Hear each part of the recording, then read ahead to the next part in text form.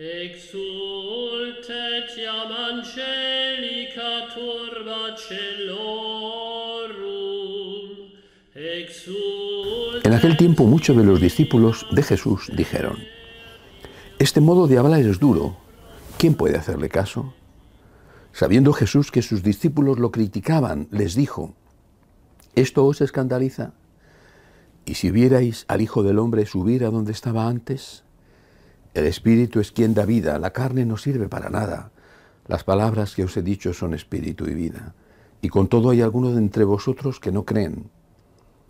Pues Jesús sabía desde el principio quiénes no creían y quién lo iba a entregar. Y dijo: por eso os he dicho que nadie puede venir a mí si el Padre no se lo concede. Desde entonces, muchos discípulos suyos se echaron atrás y no volvieron a ir con él. Entonces Jesús les dijo a los 12: ¿también vosotros queréis marcharos? Simón Pedro le contestó: Señor, ¿a quién vamos a acudir? Tú tienes palabras de vida eterna.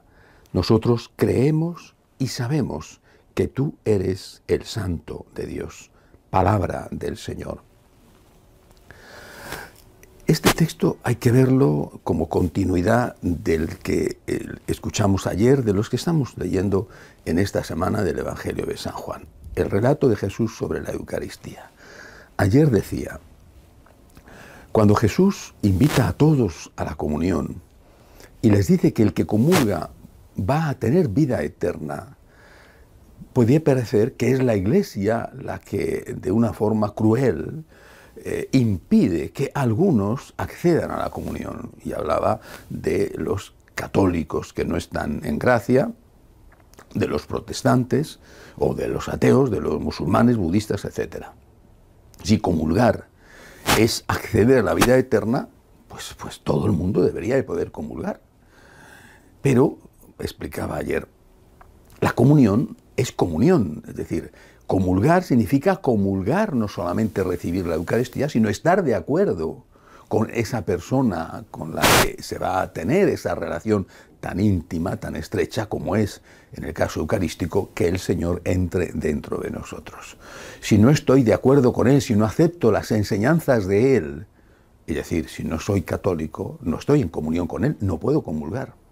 Y si aceptando las enseñanzas y por lo tanto siendo católico, estando bautizado, estoy enfadado con Él, me he peleado con Él, le he ofendido gravemente con un pecado mortal, es decir, no estoy en gracia de Dios, no puedo comulgar. No es un problema de la Iglesia, o no es un problema de Cristo. Por parte de la Iglesia quisiera que todo el mundo pudiera comulgar. Es decir, que todo el mundo fuera católico, todo el mundo estuviera en gracia de Dios. Si tú no estás preparado para eso, por lo que sea, y no voy a entrar a juzgar si es que no quieres o no puedes o no te ha llegado la gracia porque no has nacido en un país cristiano, has nacido en un país musulmán y nunca has tenido acceso al conocimiento del Evangelio, lo que sea, bueno, pero tú no estás en comunión con Cristo, aceptando plenamente su doctrina y estando en amistad con Él, que eso es estar en gracia de Dios. Y no es la Iglesia la que te lo prohíbe, sino tú mismo, el cual no estás en esas condiciones para recibir la comunión. Bien, esto es la enseñanza de la Iglesia que se desprende de 2000 años de historia, porque así lo entendieron desde el principio los cristianos, y es San Pablo el que con toda claridad lo dice. Pero si nos fijamos en el Evangelio de hoy, añade una cosa. Este modo de hablar, dicen los discípulos, empieza el Evangelio diciendo los discípulos, no los tradicionales enemigos de Jesús, los fariseos, los sumos sacerdotes, bueno, los discípulos de Jesús, no dice los apóstoles, hay que distinguir entre uno y otro, los discípulos eran los seguidores de Cristo, mientras que los apóstoles eran los 12 elegidos de esos seguidores.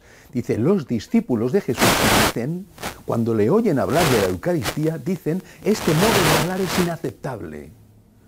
Y añade el Evangelio que muchos desde entonces dejaron de ir con él. Qué curioso. La Eucaristía es una cosa maravillosa, pero siempre ha sido objeto de polémica, siempre, desde el principio. Es decir, en aquel momento fue motivo de polémica y causa de abandono, porque les parecía que era antropofagia, como vamos a comer su carne, no, pero que este se ha vuelto loco. Hoy en día es motivo de polémica y motivo de abandono y motivo de tensiones por qué muchos no aceptan que para comulgar haya que estar en gracia de Dios, haya que ser católico bautizado. Y también es motivo de polémica. No, es que puede comulgar cualquiera. Y puede comulgar un luterano, o puede comulgar una persona que está en pecado mortal. Puede comulgar cualquiera. No puede ser. No puede comulgar cualquiera. Para comulgar hay que estar en comunión. Bueno, pues eso es motivo de polémica. Pero es que desde el principio la comunión, la Eucaristía, fue motivo de polémica. Pero Jesús no se echó atrás. Jesús no dijo, cuando sus seguidores se marchaban, Jesús no dijo, un momento, a ver, no os vayáis. ¿Qué queréis que os dé para que no os vayáis? Pues tienes que decir que esto de la Eucaristía es un símbolo, que esto es una manera de hablar, que yo qué sé, lo que entonces le hubieran pedido a aquellos. Hoy sabemos lo que piden. Tienes que decir que puede comulgar todo el mundo, que ¿por qué no van a poder comulgar los luteranos? Vamos a ver. ¿O por qué no van a poder comulgar los que están en pecado mortal? ¿O por qué? Oiga, que hay iglesias, bueno, comunidades eclesiales, que sería el nombre propio, que desde hace años ya la comunión se la están dando a las mascotas, es decir, se la están dando a los perros y a los gatos. Esto no es algo que me estoy inventando, ya fue aprobado hace años que los calvinistas, que son los presbiterianos, en otros países se llaman así, los calvinistas franceses, pueden dar la comunión a sus animales, van con ellos a la misa, al culto, y le dan la comunión a los animales. ¿Por qué? Porque para ellos no hay presencia real de Cristo, es presencia simbólica. Pero si es una presencia simbólica, pues mire usted, pues le das un pedacito, un símbolo, pero es que para nosotros es una presencia real. Y pero si no tenemos la misma fe, ¿cómo vamos a participar de la misma mesa eucarística? Bueno, pues esto es motivo de polémica. Bueno, pues es motivo de polémica, siempre ha sido motivo de polémica y el Señor no hizo concesiones. No es que el Señor se puso flamenco y dijo, el que se quiera ir, que se vaya. Seguro que se sintió muy triste, pero no cedió. No cedió. Y la Iglesia hoy no debe de ceder. Para comulgar hay que estar en comunión. Es decir, hay que aceptar íntegramente la doctrina y hay que estar en amistad con Dios. De lo contrario, no se puede comulgar, aunque esto no sea entendido por todos, lo mismo que en el principio esto no fue entendido por todos. Pero hay una cosa más en este Evangelio, y es una cosa muy bella.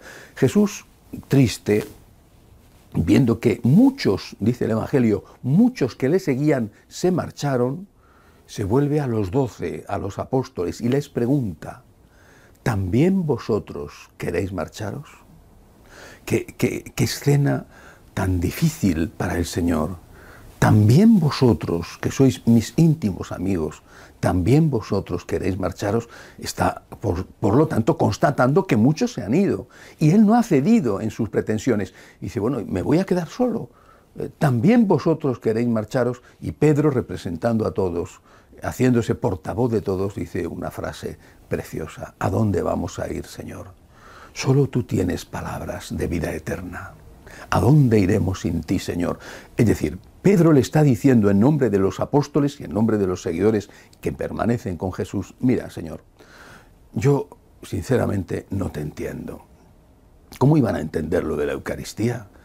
Es que no lo podían entender, lo mismo que no entendían los demás, tampoco lo entendían ellos. Lo entendieron después de Jueves Santo, lo entendieron después de Pentecostés. Pero en su momento no entendían nada, pero sí entendían una cosa, que Jesús les había dado la vida, y que Jesús les había dado la esperanza, que Jesús había cambiado su vida, que Jesús les había llenado de ilusión, que Jesús había hecho que su vida tuviera sentido, que habían encontrado en Jesús la felicidad. Y por eso le dicen, no te entiendo, pero yo no me voy de tu lado. ¿A dónde vamos a ir, Señor, si solo tú tienes palabras de vida eterna? Y añade, y es preciosa esta frase, nosotros hemos conocido y creído. Conocido, es decir, hemos tenido ya la experiencia, hemos conocido y creído. No solamente tenemos la experiencia de que tú eres el Hijo de Dios, sino que creemos en que tú eres el Hijo de Dios. ¿Por qué estos dos verbos, conocer y creer? Son dos verbos distintos, porque conocer significa experimentar, pero muchas veces no experimentas, estás en sequedad espiritual. No entiendes por qué la Iglesia prohíbe o manda hacer tal cosa. No entiendes por qué Dios permite determinadas situaciones en tu vida o en la vida de los otros. No entiendes. Ese es el momento de la fe. En cambio, en otro momento sí que lo entiendes. Sientes que Dios te lleva en brazos, te sientes lleno, entusiasmado, te sientes realmente mimado por el Señor. Estás conociendo el amor de Dios.